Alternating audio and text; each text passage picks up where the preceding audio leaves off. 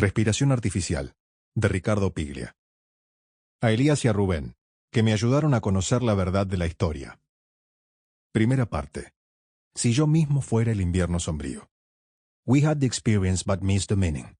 An approach to the meaning restores the experience. T.S.E. Primero. 1. ¿Hay una historia? Si hay una historia, empieza hace 3 años. En abril de 1976, cuando se publica mi primer libro, él me manda una carta. Con la carta viene una foto donde me tiene en brazos.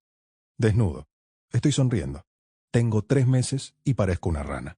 A él, en cambio, se lo ve favorecido en esa fotografía. Traje cruzado, sombrero de la fina, la sonrisa campechana. Un hombre de 30 años que mira el mundo de frente. Al fondo, borrosa y casi fuera de foco, aparece mi madre. Tan joven que al principio me costó reconocerla. La foto es de 1941.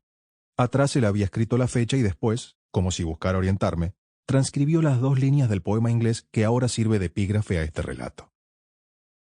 No hubo otra tragedia en la historia de mi familia. Ningún otro héroe digno de ser recordado.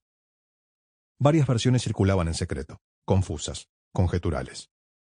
Casado con una mujer de fortuna, mujer que llevaba el increíble nombre de Esperancita y de la que se decía que era delicada del corazón y que siempre dormía con la luz encendida y que en sus horas de melancolía rezaba en voz alta para que Dios pudiera oírla, el hermano de mi madre había desaparecido a los 6 meses de matrimonio, llevándose todo el dinero de su señora esposa para irse a vivir con una bailarina de cabaret de sobrenombre Coca.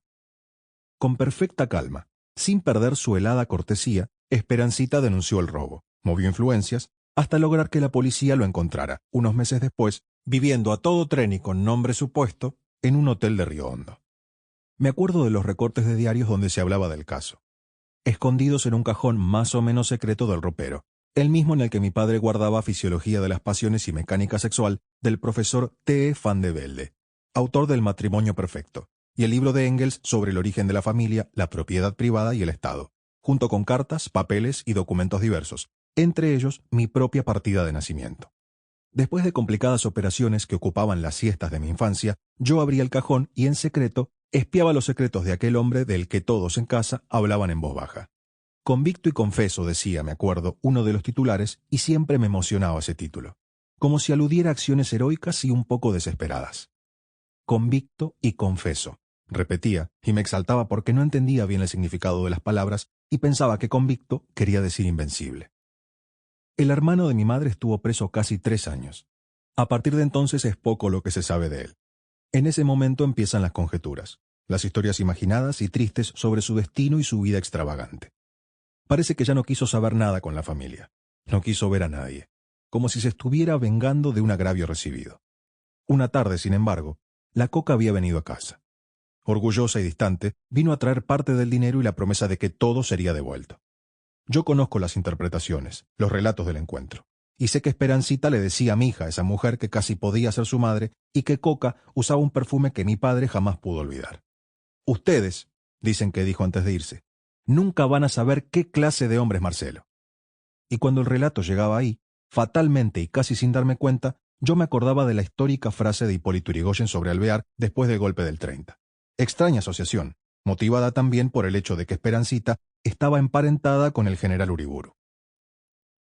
A partir de ahí y durante 3 años, Esperancita recibió cada 2 meses un cheque hasta que la deuda quedó saldada. De ese tiempo vienen mis primeros recuerdos de ella, o más bien una imagen que siempre he pensado que es mi primer recuerdo. Una mujer bellísima, frágil, con una expresión de arrogancia y desgano en la cara que se inclina hacia mí mientras mi madre me dice: «A ver, Emilio, ¿qué se le dice a la tía Esperancita?». Se le decía gracias. A ella más que a ninguna otra. Emblema del remordimiento familiar, era como un objeto raro y demasiado fino que nos hacía sentir a todos incómodos y torpes. Me acuerdo que cada vez que ella venía, mi madre sacaba la vajilla de porcelana y usaba unos manteles almidonados que crujían como si fueran de papel.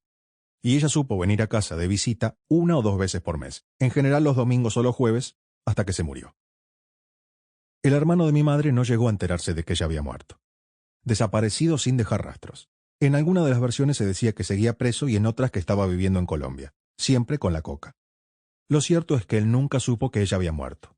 Nunca supo que cuando Esperancita murió, encontraron una carta que le estaba dirigida Sample complete.